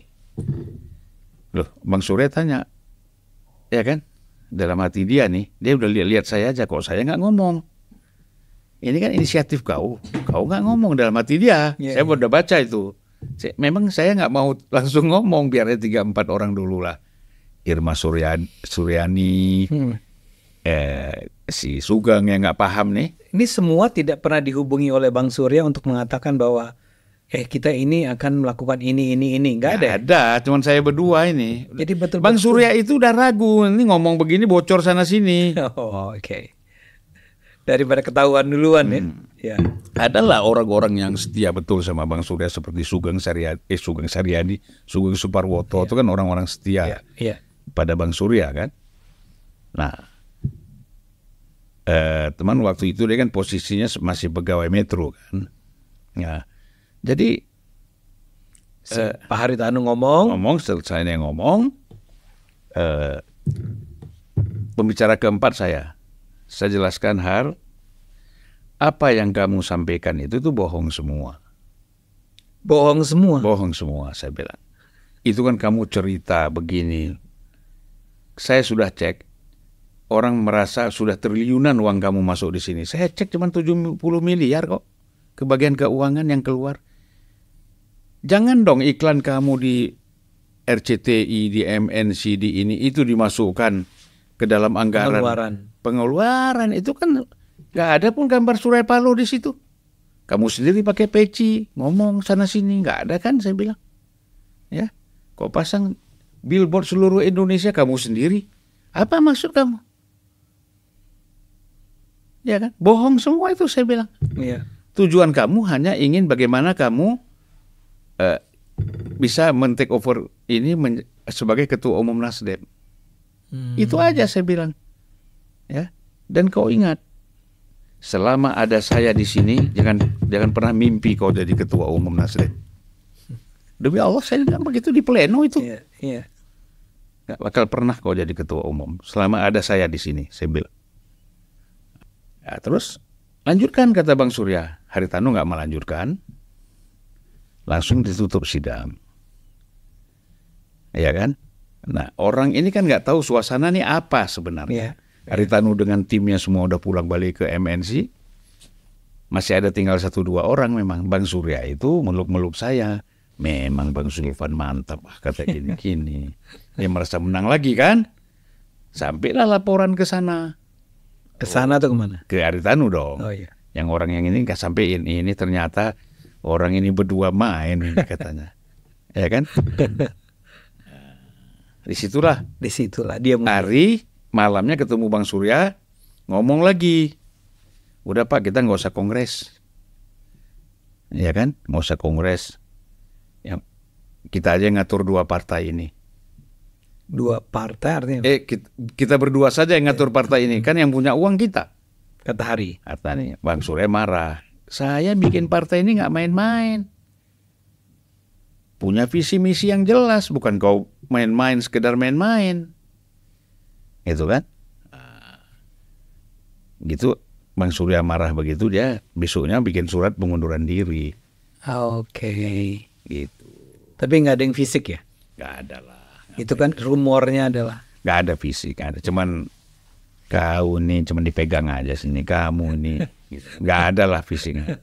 Cuman dipegang sih. Iya. Biasa kalau kawan, kamu ini kita mau bangun demokrasi gini-gini. Ya kan? Jadi Bang, saya bisa simpulkan sebetulnya menyelamatkan Nasdem tuh Bang Zul. Ya itu kalau faktanya begitu. Tapi Faktanya kan begitu. ceritanya kan lain lagi. Kalau Surya Paloh atau siapa mau bantah, hadapi nama saya. Ya, nggak ada yang bantah juga Bang. Iya. Cuman saya mau yang ingin saya katakan begini, itu 2014 ya. Ya. Terus Bang Zul menjadi anggota DPR lagi. Sebelumnya kan belum. Kan? Enggak, dulu kan udah tahun 1999. Ya. Jadi kembali menjadi anggota DPR. Pemilu 2014. 2014 sampai 2019 Dari Partai Nasdem. dari Partai Nasdem. Nah, 2019 berjalan baik nih, 5 tahun aman. 2014. Ya, 2014 sampai 2019 berjalan baik aman. Ya tapi kan banyak hal-hal yang saya bukan bertentangan dengan ketua umum ya, tapi saya berdebat.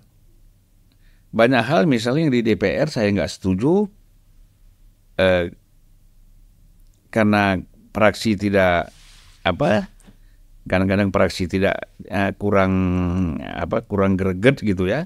Biasa kan ketua umum, ya kan? Nah, Boleh dikasih contoh nggak? misalnya gini, waktu itu mau membentuk holding migas. Contoh nih, holding migas. Pak Jokowi sudah minta kepada Menteri BUMN supaya ada holding migas. Saya kan menolak di DPR, di Komisi 6 itu. Karena ini kan domainnya Komisi 6 ya. Partner kerjanya BUMN. Saya tolak. Itu semua tahu tuh saya tolak. Anggota Komisi 6. Abang anggap itu bukan sebuah pilihan yang Ya, visible atau karena apa? logikanya kan begini. Mengapain kita merger? Gak, ini cuma 2 perusahaan loh. Kalau banyak tuh nggak apa-apa. Oke. Itu ini migas sudah untung, kecuali kalau migasnya rugi. Pertamina nggak jelas ini kadang-kadang bagaimana keuangannya kan, migasnya jelas untung gitu. Ya. Ngapain di merge? Ngapain di merger? Alasan saya begitu. Ini untuk kepentingan siapa?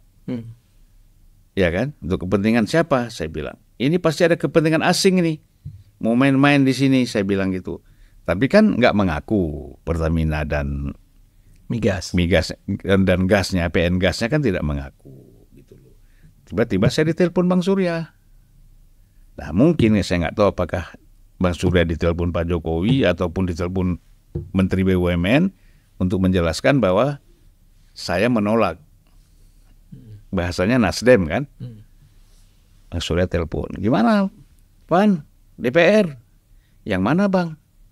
Itu soal Pertamina. Begini Bang, saya bilang. Pertama aturannya mesti jelas dulu.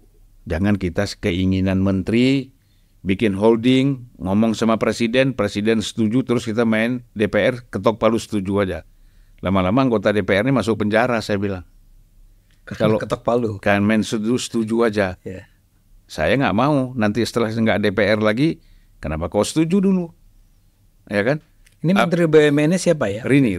Rini. Apalagi dalam pembentukan ini ada main-main uang, kan bisa kena kita. Ya. Tanda tangan dianggap terima uang kan gitu, misalnya kan. Ya. Gitu. Saya nggak mau, saya bilang. Ya jadi gimana ini? Bang, ini sederhana, saya bilang. Abang ini masih restorasi nggak? Ya masih dong, kalau restorasi kita tolak dulu ini, saya bilang. Sampai presiden membenahi persoalan aturan-aturannya bagaimana membentuk yang namanya holding company ini, saya bilang dulu. Oh gitu, ya setuju aku sama kau, dia bilang. Ya udah ditundalah itu berapa, 3 bulan apa 4 bulan, baru kemudian disetujui untuk membentuk holding. Itu aja. Salah satu gitu loh. Jadi Bang Surya ini... Jadi sorry, itu akhirnya disetujui, dan Ya. ketika disetujui Bang Zul sudah mengatakan oke kalau gitu.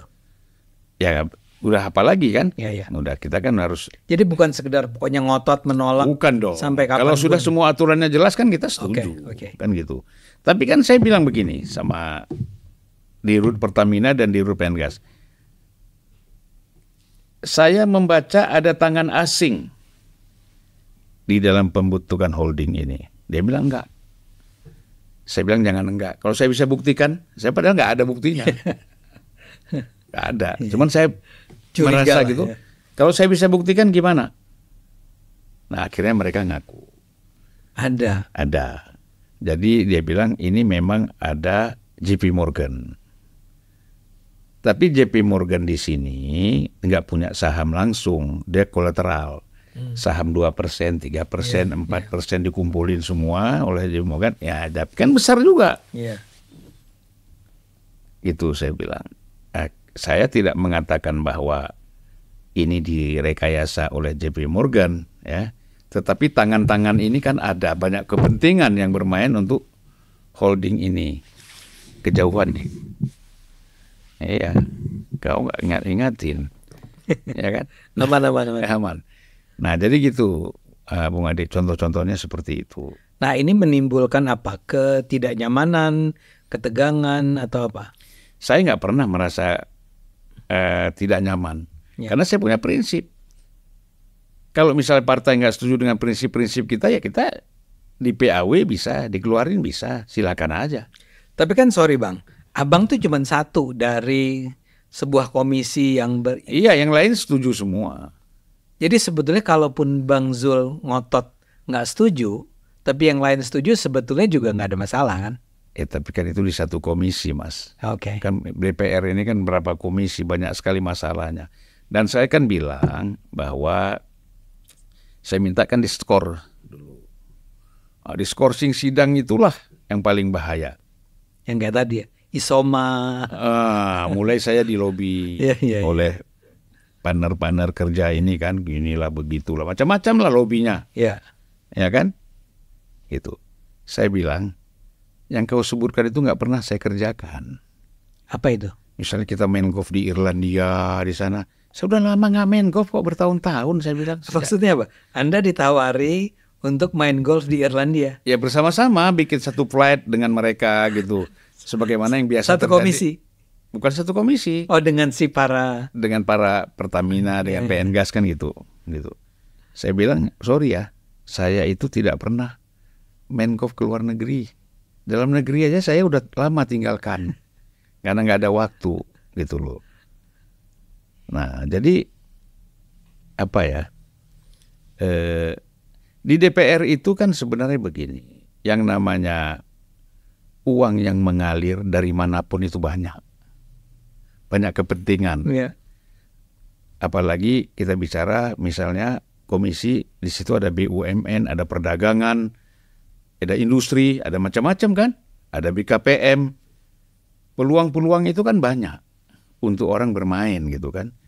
Terserah, tergantung mau atau tidak aja, mau atau tidak aja.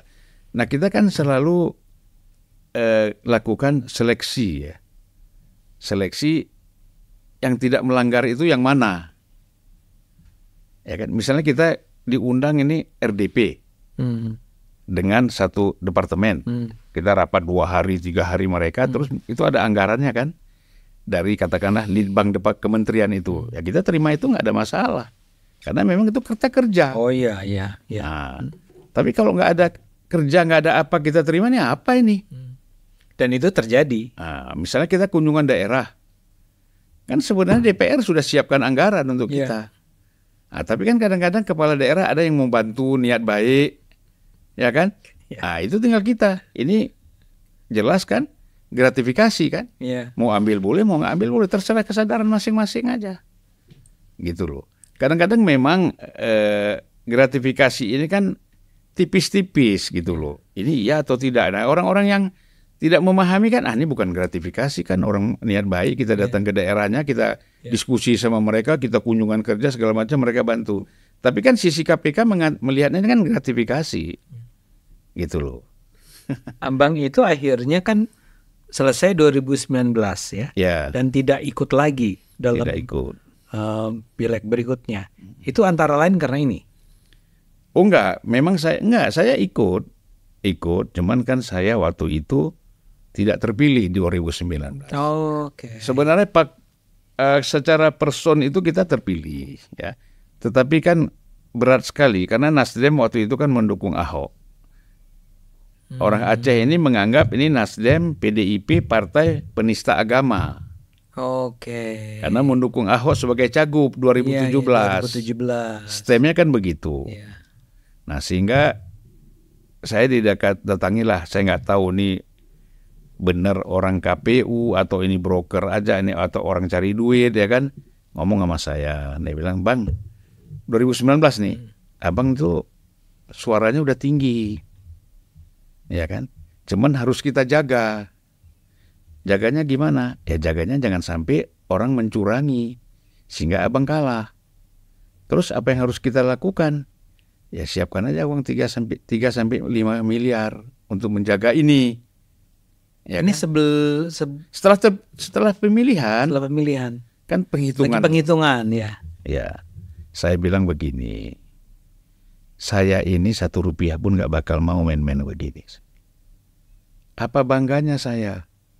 Sok-sokan saya vokal di DPR tapi jadi anggota DPR tuh bayar, nyogok. Nggak ada itu saya bilang.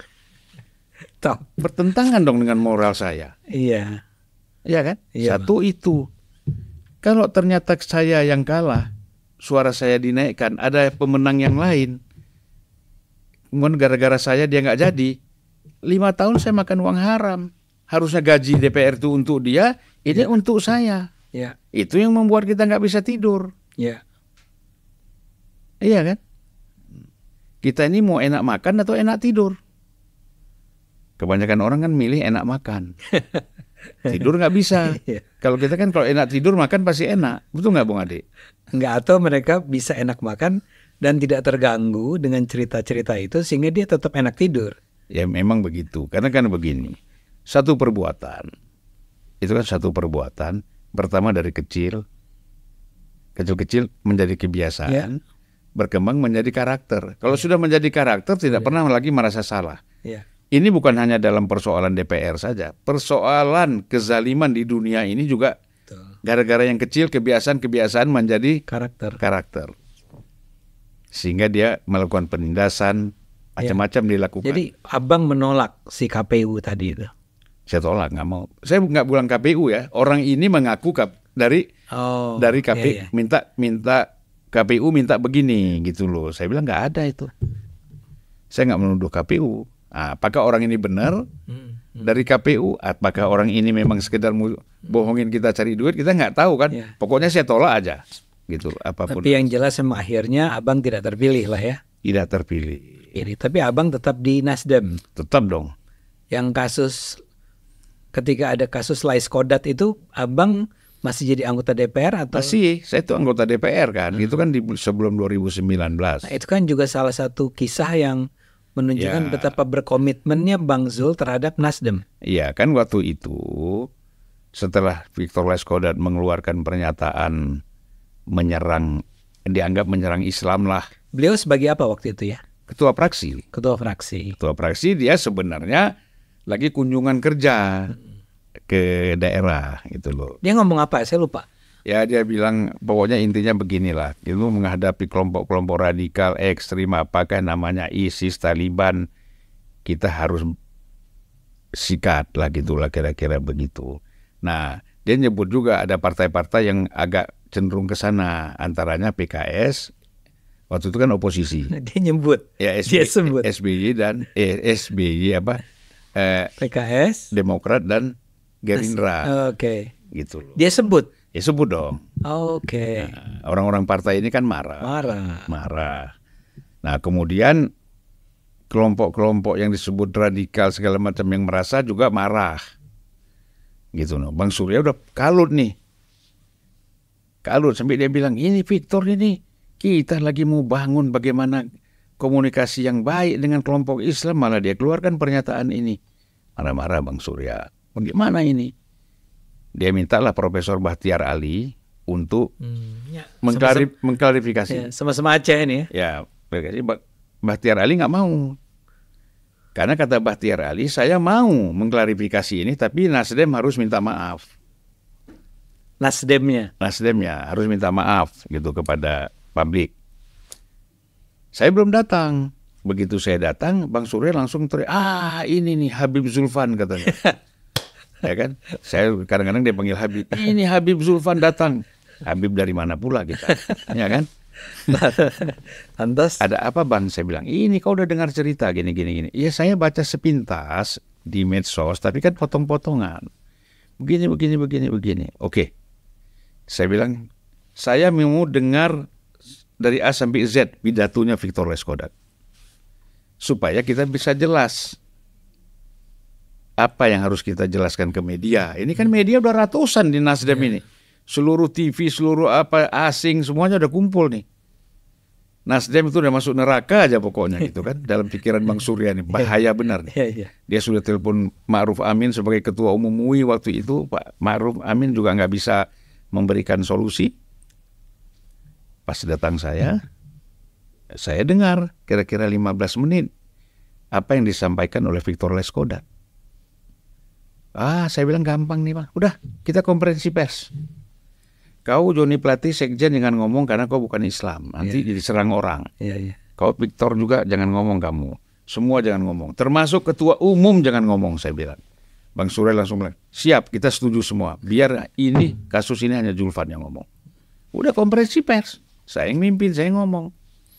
Ya saya jelaskan lah, kita tukang khotbah dulu kan. Saya baca salawat, baca syahadat, baca segala macam. Kemudian saya jelaskan intinya gini. Dari hasil pendengaran saya, tidak ada persoalan apa yang disampaikan oleh Victor Leskodat. Ya, saya singkat aja saya bilang, itu aja. Nggak usah kita panjang-panjang lebar bahas lagi. Kalian sudah dengar semua isinya apa. Jadi menurut saya, apa yang disampaikan Victor Leskodat nggak ada masalah. Ya, saya pun yang Muslim. Jangankan Victor yang non-Muslim, saya pun yang Muslim, saya bilang. Kalau apa yang disampaikan Victor itu menjadi kenyataan menyerang kita, saya paling depan menghadapi mereka. Ya. Gak perlu seorang Kristen, saya yang Muslim pun menghadapi mereka. Saya bilang begitu. Ya. Ya, udah, ya gitu aja. Terus wartawan kan bilang, Pak nggak minta maaf. Minta maaf ke siapa? Ke masyarakat. Tolong kalian tunjukkan. Saya mau minta maaf. Tolong tunjukkan salahnya di mana. Masa saya minta maaf, saya nggak tahu salah saya apa. Mungkin kalau kalian bisa menunjukkan salahnya di mana isi pidatonya Victor Leskodat itu, saya minta maaf. Ya. Tapi kan terbukti sampai akhir nggak ada yang bisa tunjukkan di mana harus minta maafnya. Ya kan? Ya. Selesai di situ. Malamnya TV One mengundang saya dengan PKS, dengan Demokrat dan Gerindra. Yang datang hanya satu, Ferry Yulianto dari Gerindra. PKS nggak datang? Nggak datang, Gerindra. Terus ya baru 5 menit ngobrol, tahu-tahu di-cut oleh TV One. Karena mungkin targetnya mau ngadu kan. Wah biar keras, ternyata kan Ferry, waduh aku kalau tahu sama abang aku nggak ada. Gitu. Apain aku ribut sama Bang Zulfan ini gini-gini. Akhirnya biasa kan kalau TV kan ada telepon dari atas kan. Ya. Udah cut aja. Cut. Nggak, target nggak tercapai nih. Di-cut 5 menit. Tapi nggak live ya? Nggak tahu live kayaknya. Live di-cut ya? Iya. Dahsyat. Nah itu jadinya selesai kan? Selesai, nggak ada. Ketua MUI telepon Bang Surya, udah mantap itu Pak Zulfan itu. Itu kan? Oke. Surya juga happy. Si Bang Yan nih, Yan Darmadi bilang sama saya, nelpon saya Bang Yan. Pak Zulfan, Bang, wah, ketua umum guling-guling di lantai ini. Habis dengar penjelasan Bang Zulfan gini. Iyalah tenang aja saya bilang. Ini kan soal kecil gini-gini ya. Nah Bang Zul, jadi Bang Zul tuh sudah melewati cerita-cerita ini, cerita-cerita yang sebetulnya harusnya membuat orang memang melihat Bang Zul ini sebagai the real Nasdem. Tapi akhirnya, dan ini yang mengejutkan banyak orang, Bang Zul itu dipecat oleh Nasdem. Ya. Dan gara-garanya soal Anies Baswedan. Antitesis. Antitesis. Tolong ceritain. Ya sebenarnya begini Mas. Pernyataan antitesis itu kan pernyataan biasa aja. Nanti dulu, ceritain dulu antitesis itu siapa yang ngomong. Saya dong. Iya, makanya diceritakan. Ya, jadi antitesis itu adalah, ini kan saya mau diundang sama Total Politik dan Detik. Ya. Ya kan, pada malam itu. Saya di Medan, di pesawat nih. Saya merenung. Gue bingung mau ngomong apa nih nanti ya. Sorry, supaya penonton nggak bingung, itu kan terjadinya dalam konteks ketika itu Pak Surya, Nasdem, akan atau sudah meminang Anies Baswedan, gitu kan? Sudah mendeklarasikan Sudah Anies. mendeklarasikan Anies. Waktu itu Bang Zul nggak ikut ya? Pada saat pendeklarasian. Ikut saya. Oh ikut. Ikut ada saya. Kan hadir gini, dia di situ. Iya. rencananya kan itu deklarasi Anies bulan November. Karena bersamaan dengan ulang tahun Nasdem. 11 November. Iya. Tapi kan saya nggak tahu kenapa dipercepat. Bang Surya tanggal 1 ke Singapura. 1 apa nih November? 1 Oktober. 1 Oktober. Tanggal 2 mendadak balik. Langsung sore itu kita diundang semua. Karena besok ada deklarasi Anies Baswedan sebagai capresnya Nasdem. Oke. Nah, kita datang semua. Oke. Ya kan? Bang Zul ketika itu belum menyatakan nggak setuju. Saya nggak pernah mengatakan nggak setuju. Oke. Nggak pernah. Cuman kan begini, sebelum mendeklarasikan itu Bang Surya ngomong ke saya berdua. Iya. Zulfan, saya 2 hari lalu ketemu Pak Jokowi. Oh, bicara apa Bang? Saya bilang. Ya, saya bawa 2 nama. Capresnya Ganjar, cawapresnya Anies. Kata Bang Surya. Tapi Ganjar nggak ada masalah buat Pak Jokowi. Begitu Anies dia nggak setuju. Kata Pak Jokowi ke Bang Surya. Saya bilang sama Bang Surya, terus abang kalau udah Pak Jokowi nggak setuju gimana? Ya kita jalan aja katanya. Malah kita jadiin Anies ini calon presiden kita. Begitu, tokoh muda, Muslim, nasionalis, ya kan, intelektual, macam-macam lah dia puji-puji kan. Saya diam aja. Nah, saya bilang, abang nanti hubungan dengan Pak Jokowi gimana? Ya udahlah, dia bilang. Kita harus sesekali perlu bersikap, kata dia gitu kan. Oke. Bang Surya. Nah, itu berjalan. Itulah berjalan lah. Menunggu tanggal berapa? Tanggal 3 Oktober. 3 nggak dia Harusnya kan 11. Saya nggak tahu tiba-tiba kenapa dia ngambil keputusan tanggal 3 Oktober mendadak. Iya. Nah, ini kan macam-macam yang masuk nih. Iya. Biasa kan? Iya. Ini kan ya kalau politik ini kalau nggak hati-hati kita kan intrik, provokasi. Tapi kan. betul ya, menjadi partai pertama yang mendeklarasikan. Oh iya dong. Anies, betul ya. Iya dong. Lebih cepat dari PKS. Oh PKS belakangan, Iya, Mas. makanya. PKS belakangan, Demokrat belakangan gitu nggak ada. Jadi diajukan tanggal 3 itu. Tanggal 3. Nah, kemudian kan saya ke Medan karena adik saya meninggal. Saya ke Medan. Ada telepon dari Total Politik. Bang, nanti malam ya. Ya kan saya udah biasa hadir kan. Oke, saya datang lah gitu. Di pesawat ini kan saya mikir, Iya. apa yang harus saya sampaikan ini nanti malam ini. Ya kan? Saya nggak konsentrasi. Mereka selalu mau saya keluarkan statement gitu. Iya. Nah, ini aja statement saya. Kan sebelumnya saya bilang SBY the golden boy of America. Iya. Anies Baswedan the second golden boy of America kan gitu. Atau rame itu kan, viral di mana-mana kan gitu. Nah, ini saya keluarkan lagi, Anies itu antitesis Jokowi. Ya karena pertama secara sederhana orang awam aja, Jokowi keberlanjutan, Iya. ya kan, Anies perubahan. Kan ini kan pasti antithesis dengan antitesis. Jelas lah ya. Jelas lah. Nah, nanti kita tunggu sintesisnya siapa. Gitu loh. Apakah Prabowo itu sintesis atau siapalah calon-calon lain kan gitu. Tapi kalimatnya Bang Zul nggak sampai ke yang sintesisnya siapa, nggak disebut kan? Sebut. Oh sebut. Sebut juga. Jadi setelah mengatakan ini antitesis, Saya kita sebut tunggu juga. sintesisnya. Iya. Dan Anda menyebut nama Prabowo. Ya. Oke. Prabowo atau bisa siapa nanti kita lihat kan yang terpilih. Sintesisnya kan gitu. Nah, kemudian udah selesai sampai situ rame kan. Wah, ini antitesis segala macam. Di Nasdem juga rame. Rupanya Joni Plate besoknya ketemu dengan Pak Jokowi. dalam posisi Kominfo sedang diperiksa Jaksa Agung. Ini Ya kan? sebelum dia kena ini ya. Sebelumnya kan, Ya. tapi posisinya kan sudah diperiksa-periksa nih sama Jaksa Agung, Kejaksaan Agung Ya. bukan Jaksa Agung, Kejaksaan Kejaksaan Agung kan, tentang BTS ini gitu loh. Nah ya mungkin dia ketakutan, ini gara-gara omongan Julvan antitesis nih, wah bisa keruh nih suasana kan. Nah jadi dia WA saya, setelah dia keluar dari istana, dia WA saya. Dia bilang, kakak kenapa pakai istilah Antitesis. antitesis mengambil dari Hegel? Harusnya ngambil dari Descartes dong. Dah, saya bilang dialektika kan Hegel. Kalau Descartes apa? Ya Descartes ini kan apa kebebasan berpikir, liberal kan, Iya, iya. idealism kan, Kan dua hal yang berbeda sama sekali. gitu kan. materialistis dengan pikiran, gagasan, gitu kan. Jadi ya udah habis saya jelaskan gitu,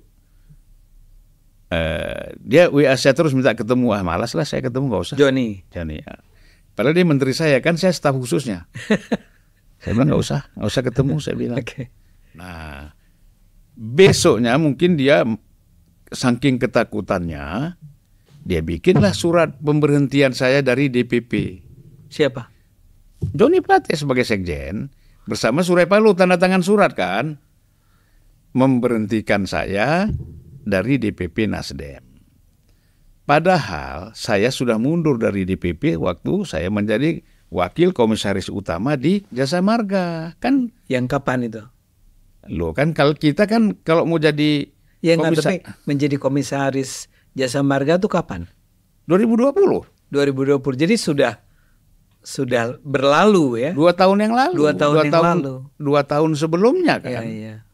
Gitu loh. 2 tahun sebelumnya saya sudah mengundurkan diri. Iya, iya. Nah, mengapa saya dibilang Pecat, diberhentikan. diberhentikan dari DPP? Iya. Berarti kan image orang selama ini saya bohong. Iya kan? Saya tanya sama Surya Paloh, Bang, ini administrasi partai kita kok jelek sekali, saya bilang. Kok Mas, saya diberhentikan? Berhentikan, saya udah mundur kok diberhentikan. Dari pengurus ya, memang nggak boleh itu jabatan. Iya, iya. Pengurus partai kan nggak boleh, kalau anggota oke gitu kan. Dia ya menurut saya agak meremehkan lah pertanyaan saya itu. Ya udah saya tentukan sikap. Kalau begini berhadapan.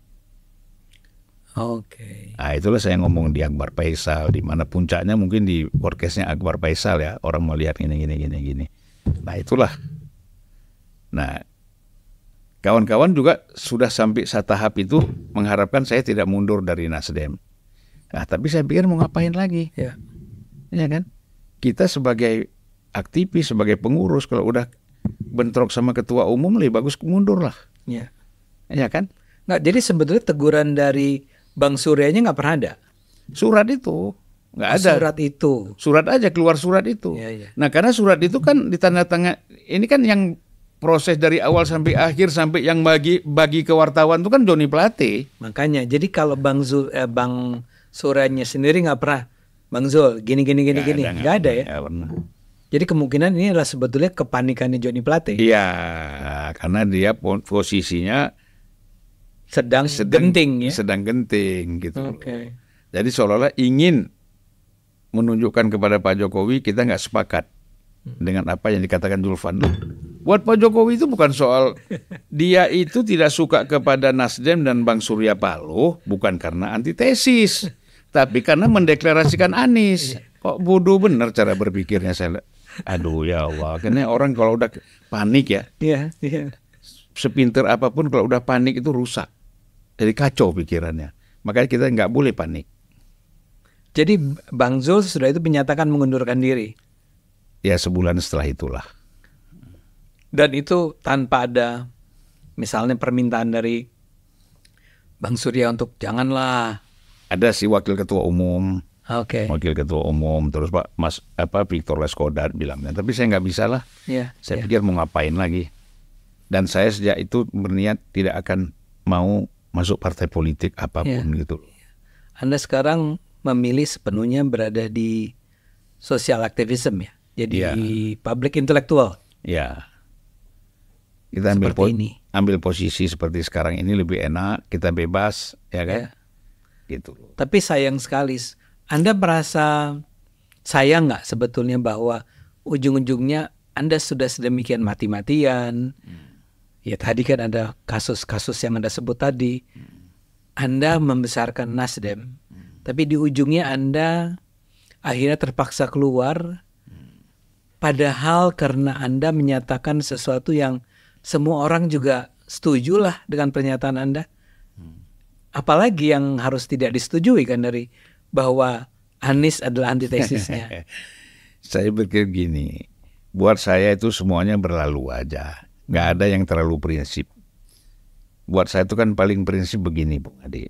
Kita masih bisa melakukan kontemplasi dalam banyak hal, ya. Terutama kita ini kan punya Tuhan. Kontemplasi kita pertama kan berhubungan dengan Dia, ya kan? Dia yang maha kuasa, Dia yang punya kita. Apapun terjadi kejadian terhadap kita tergantung Dia. Jadi saya kecil aja, biasa aja tuh apa sih? Hilang jabatan kan 3 jabatan sebagai staf khusus, sebagai. Jadi kan saya kan podcast Unpacking kan sudah berdiri waktu itu. Ya. Ketika Nasdem itu. Iya, waktu saya ngomong antitesis itu kan sudah berdiri itu Unpacking itu, sudah aktif kan. Nah, jadi saya pikir ya udahlah. Jadi 3 jabatan di lembaga pemerintah itu saya tinggalkan semua. 3 jabatan tuh apa? Staf khususnya Staf Pak khusus Joni. Pak Joni Plate. Kedua, Wakil Komisaris Utama. itu pun Anda tinggalkan? Iya, Jasa Marga. Oh, oke. Karena si Menteri Erick Thohir ini kan merasa terganggu dengan podcast itu. Oke. Daripada saya direcokin, saya mundur aja. Erick Thohir bilang? Atau Ya, Anda dengar? lewat dia punya deputi lah. Disampaikan ke Anda? Iya. Pak Erick terganggu gitu ya? Ya kenapa saya ngomong-ngomong politik begini-begini? Ya dia merasa ditanya oleh menteri-menteri. Pak Eriknya atau orang? Eriknya yang ditanya. Oke. Nah kemudian Orang bertanya soal antitesis. bukan soal antitesis, ada lagi kan konten-konten saya kan memang agak banyak yang kritis. Iya, iya. Eros Jarod, Rizal Ramli itu kan orang-orang kritis. Oke. Gitu. Merasa terganggu. Iya. Ya sudah, saya bilang. Yang ketiga apa tadi? Yang ketiga saya kan di pengawas di Bakti Bakti Kominfo. Ya, ini Joni lagi lah ya. Ya Joni lagi. Jadi 3-3-nya lepas. Saya lepas karena saya mau bebas di podcast ini. You are okay dengan itu semua. Iya. Hebat. Jadi saya pikir kita mau kemerdekaan harus tuntas lah.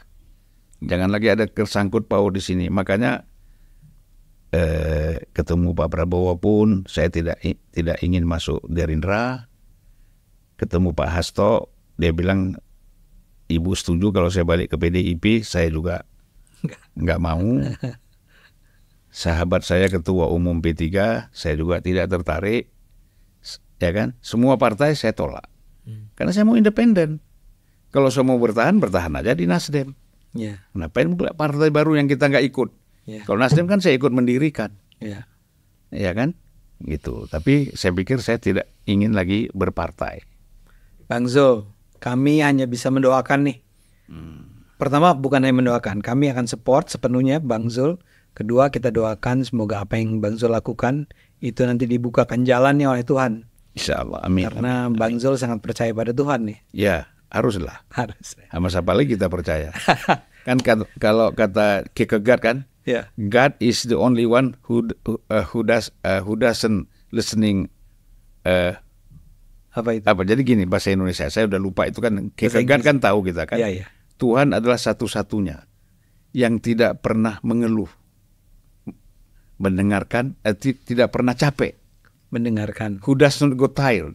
Oh iya, iya. Ya, tidak pernah capek mendengarkan keluhan manusia. Yang lain kan kalau kita keluhan kan capek deh. Apa ini orang ngeluh terus? Tuhan satu-satunya yang kata Kierkegaard ini. Iya. Kierkegaard ini kan filosof eksistensialis yang bertuhan. Beda dengan Nietzsche kan. Iya, iya. Nah, kalau Nietzsche kan sebaliknya kan. Oh, Kierkegaard tuh dia bertuhan lah ya. Iya, karena kan itu dengan dia mengatakan begitu kan, Iya, iya. dia yakin kepada Tuhan. Jadi memang ada dua aliran ya di dalam para filosof eksistensialis itu. Yang paling ekstrem itu Kierkegaard dengan Nietzsche ya. Ya. Nah, itu kan kita baca waktu saya sekolah di psikologi, itu kan saya pelajari itu. Itu. Kapan-kapan kita cerita lagi soal kehidupan Anda yang lain itu. Tapi yang ini, terima kasih. Ini sebuah ringkasan cerita dari sebuah perjalanan yang sangat panjang. Tapi saya respect. Saya senang bahwa saya berkenalan dengan Anda. Dan Anda bisa memberikan teladan buat saya. Dan teladan buat mungkin penonton Cokro yang lain. Terima kasih. Bung Adi terbalik, saya yang mengambil teladan dari Bung Adi. Ini penonton senang sekali saya mendengar ini karena itu adalah kebohongan semata. Itu ikhlas. Thank you ya. Sampai ketemu. Ya.